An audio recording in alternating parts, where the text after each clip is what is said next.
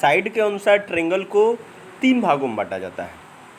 पहला जो है इक्विलेटरल ट्रेंगल होता है, दूसरा आइसोस्केलेस ट्रेंगल होता है और तीसरा स्केलेन ट्रेंगल होता है। इक्विलेटरल ट्रेंगल का एरिया तो आप जान चुके होंगे, √3/4 साइड स्क्वायर होता है।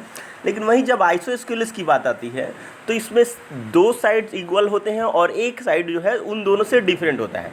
उस सिचुएशन में area of isosceles triangle find करने के लिए यहाँ पे देखिए, ये हम चलते हैं, एक ये ट्रेंगल आपके सामने दिखाई दे रहा है जो कि आइसोस्केलेस ट्रेंगल है, जहाँ की AB के बराबर AC है और AB इक्वल टू A मान लिया गया है, AC इक्वल टू भी A मान लिया गया है, जो कि AB बराबर AC है, इसीलिए AB और AC दोनों की वैल्यू सेम है।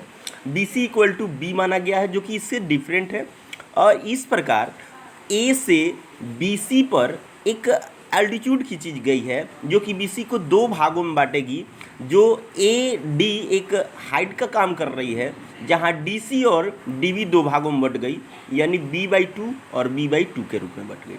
इस प्रकार DC इक्वल टू B/2 हो गया। इन द ट्रेंगल ADC, अब ट्रेंगल ADC के अंतर्गत हम आते हैं तो AD इक्वल टू जो कि अल्टीट्यूड की काम कर रही है, पाइथागोरस थ्योरम के अंतर्गत AC² माइनस DC², यानी ये रूट के अंदर रहेगा। और फिर इस प्रकार AD इक्वल टू आपका हो जाएगा रूट के अंदर ही, AC की जगह A² भर देते हैं और DC की जगह B/2 का होल स्क्वायर कर देते हैं। सॉल्व करने के बाद A² माइनस B²/4 होता है। फिर सॉल्व करने के बाद आपको यहाँ 4A² माइनस B²/2, क्योंकि 4 रूट के अंदर से बाहर निकल जाता है। अब चलते हैं आगे, बेस आपको B मिल गया, हाइट जो है 4A² माइनस B²/4 मिल गया।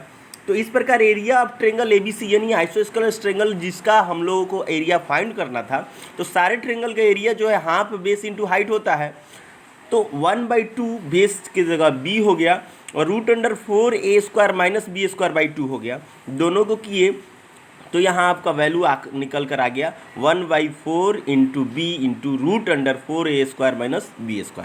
अब जब कभी भी आपको आइसोस्केलेस ट्रेंगल दिए गए हों और उसके एक नीचे वाली की वैल्यू डिफरेंट हो या किसी अदर 2 का वैल्यू इक्वल हो और एक का वैल्यू डिफरेंट हो, तो डिफरेंट वाले को B मान लेंगे और B पर बाकी 2 इक्वल वाले से उसमें एक अल्टीट्यूड खींच देंगे। जैसे कि यहाँ हम दिखला रहे हैं, यदि आपको ये और ये दोनों बराबर दिए गए हों तो यहाँ से जो एल्टीट्यूड आप खींच रहे हैं, इन दोनों को 2 भागों में बांटेगा, जो कि दोनों भाग इक्वल होंगे और इस प्रकार ये बेस का काम करेगा और ये जो है एल्टीट्यूड का काम करेगा, जो कि हाइट का काम कर दिया।